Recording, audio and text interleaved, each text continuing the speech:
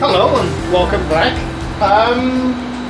So this is a continuation of setting up this rotary device for scanning a 3D object, or making a 3D scanned object and put it into a computer. Now the scanner that I purchased is an XYZ printing scanner unit. Now I've done some preliminary experiments with it, and what I have found with it is you have to, let me see, you need to definitely keep your hand very still. And say this was the object that we were scanning, you sort of scan from here up like this, and you've got to keep the angle just about right and be very steady and deliberate with your movements, otherwise it doesn't scan. So I'm putting this together to experiment with different types of lighting, incandescent light and fluorescent light, and I've also purchased an LED type floodlight, and which illuminates quite well actually. Let's switch it on, there we go. Illuminates quite well, because what I found is different types of light and different intensity affects the scanning a lot. So we're going to find it the best method for scanning an object, in this case Froggy. In the specifications that's required for this system, it states Windows 8.1 above, so anything below that is not going to work. 32 or 64-bit operating system, that's fine. And a minimum of an i5 processor. Well, I wanted a scanner to be totally portable, so if I wanted to walk around the garden and scan something, I can. At least that was the idea. So with that in mind, with having it totally portable, Maria, my wife, purchased me a brand new state-of-the-art Hewlett & Packard 1 terabyte. This is an i7 and it's a solid state, so it's more than capable of doing everything that is demanded of it. And I've done a couple of preliminary scans and it works just fine. However, I will say the program that's provided with this, I couldn't get on with it. I didn't like it at all. So I downloaded another program which is free of charge off the internet, and I'm going to see how I get on with that. And if I will rate it for you, and if you fancy getting it yourself, well, I'll put a link down below so you can go and get it yourself. Okay, so let's start scanning something. Incidentally, I wanted to I am eventually going to motorize this, and in preparation I've got a motor with a gearbox, I think I showed you the other day, and I've already put some sort of wheel on it with a rubber drive to be able to drive on the outside of here, and also a variable power supply to drive it, so I can vary the speed, just have it crawling or stopped or started or whatever. So there's a power supply for that.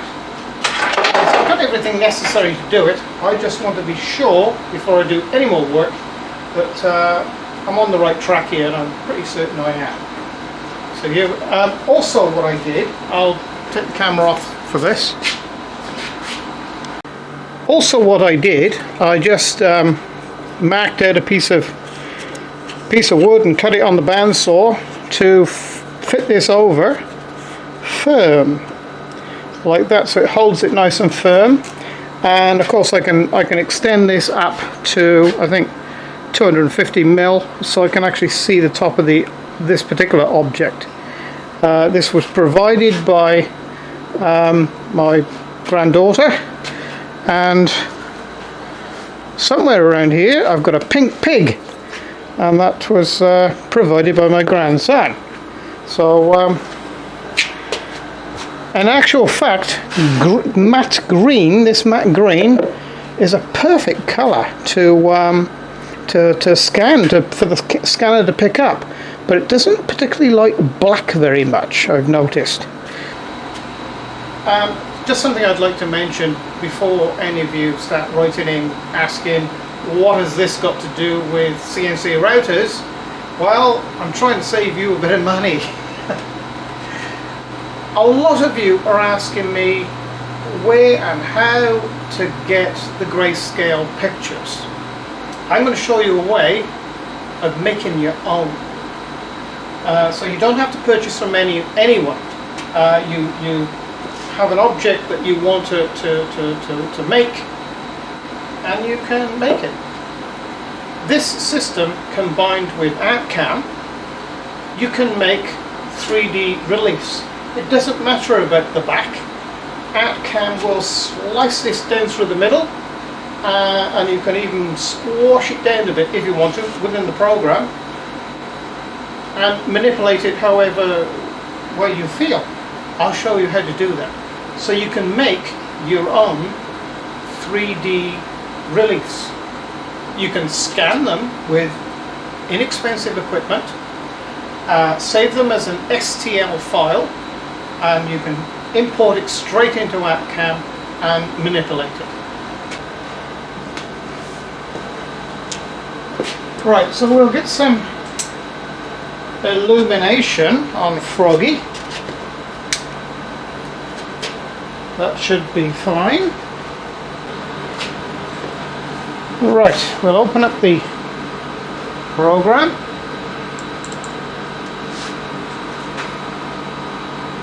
A lot of you will know this program. Very reputable company. You must have the camera actually plugged in before you open this program, otherwise it just won't. It'll say that it doesn't recognize a suitable device. And there's Froggy. So what I'm going to do is I'm going to align this a little better. Wrong way. There he is, in the middle. You notice on the screen in the background there is a target. Now then, so we're going to start a scan. It automatically picks up the image. So we're going to say an object. It's already. We're going to say start a scan.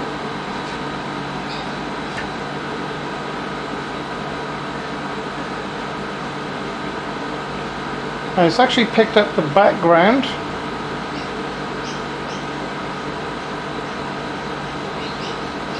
Okay, so that tells me that we need to go in a little closer. So we're going to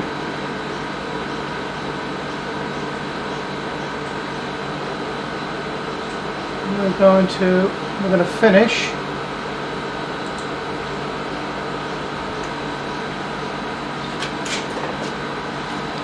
I'm going to dump that one. Okay, so this Froggy, and we're going to start the scan, and I'll just turn him very slowly. Not really interested in the back of him, but we'll see if it'll do a 360.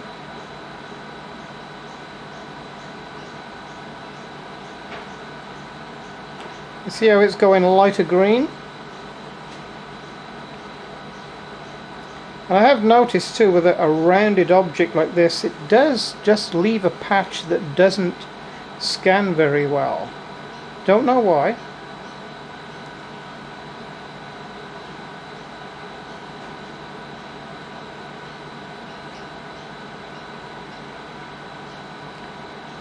That didn't bother us anyway. Okay, so I've done a full 360 there. Now I'm going to raise the camera up and reposition it to get the top of Froggy's head and eyes.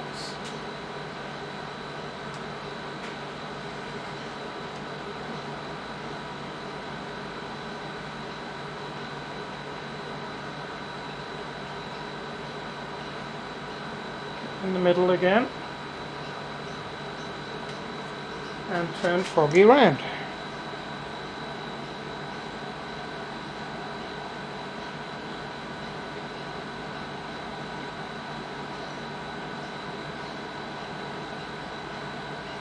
Notice the eyes are a bit speckly because of that black, but within this program it will actually fill that in. Oop. So I went a bit too quickly then. Got to allow the program to keep up with the turning of the object. It sort of follows the object. Bear with me a little bit. Let's take it all the way around.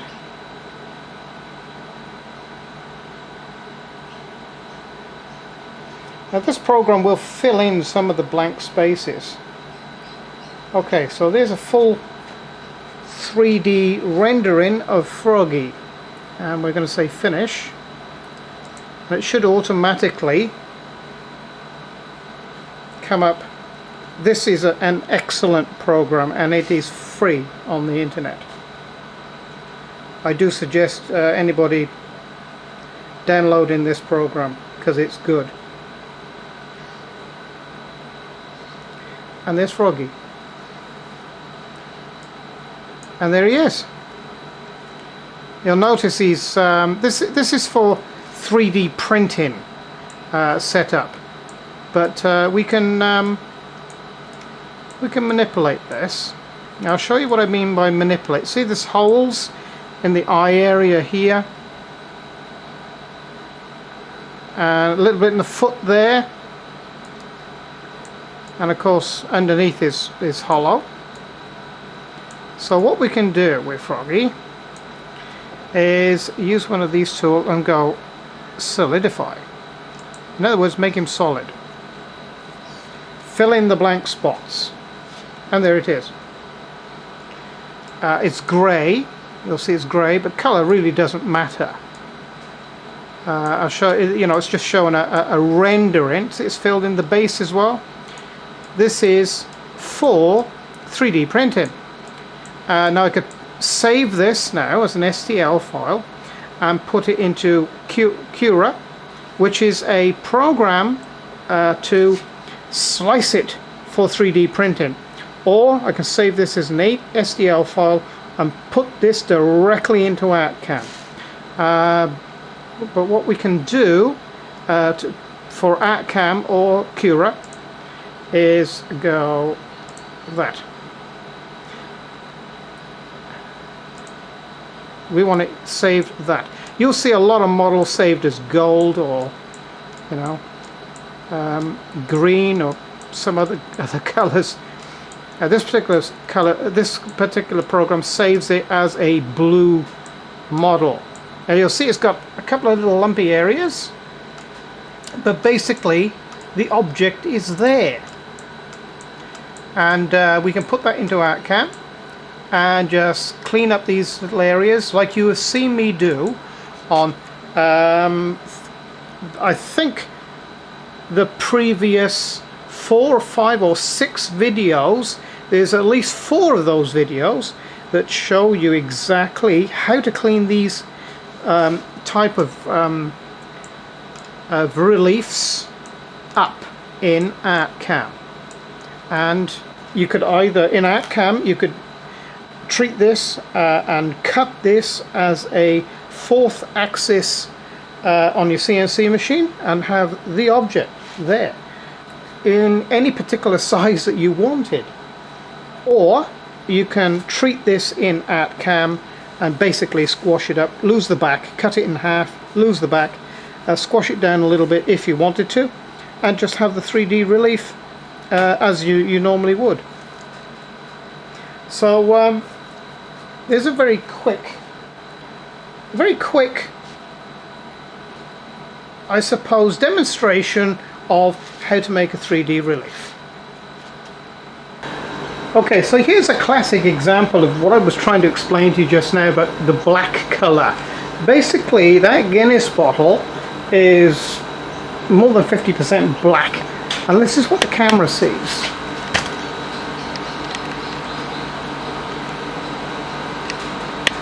It doesn't like black at all. So the only thing it's going to scan are really the labels. It won't scan anything else. So if I wanted to scan that particular item, I would probably have to paint it with some watercolor. Well, there you go. You'd lose the label for certain, but you'd have to paint it with a matte type green watercolor, I suppose. I know it picks up pink very well too. Previously done the pink pig, and it is actually pretty good at doing. I actually did my head just by holding it. Very difficult to do it yourself, I can tell you that. Actually, in fact, I'll fetch it up and show you. Now, this is a very quick scan I did of me, actually. Not particularly happy with it. It's very difficult to hold it and scan yourself 360. In fact, I missed a bit there. And you can see, well, there is, I suppose, some resemblance. Not too sure how much it resembles me, but I suppose if I had the camera on a tripod, the 3D scanning camera on a tripod, and I actually stood in front of it and turned myself around, I think it'd probably be a pretty good result. I did do another one which I left as colour, which is a bit eerie actually.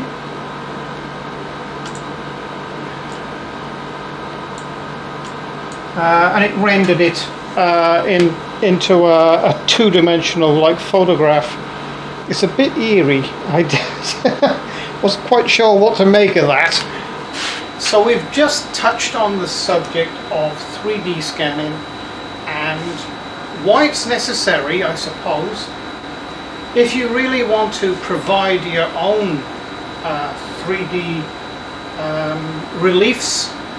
If you can't find base material on the internet in the form of grayscales, and I've shown you in previous videos to this how to handle them, well, you can quite cheaply, this I believe is just a little over $200 US. You know, it's really a bargain. Apart from the program that comes with it, I don't like it. I couldn't get it to operate like this program. This program is free off the internet. I'll leave a link down below where you can download it from. It's very good, but this 3D scanner, camera, whatever you want to call it, for the money, I don't think it can be beaten. It's very good. Obviously, you get what you pay for. I don't know what sort of lifespan it's going to have, but certainly it does a half reasonable job that I'm quite happy with, so I can say that for the money I can recommend it. And Incidentally, I am not sponsored by either of these companies. What I'm trying to do is provide you with information that might save you a bit of money.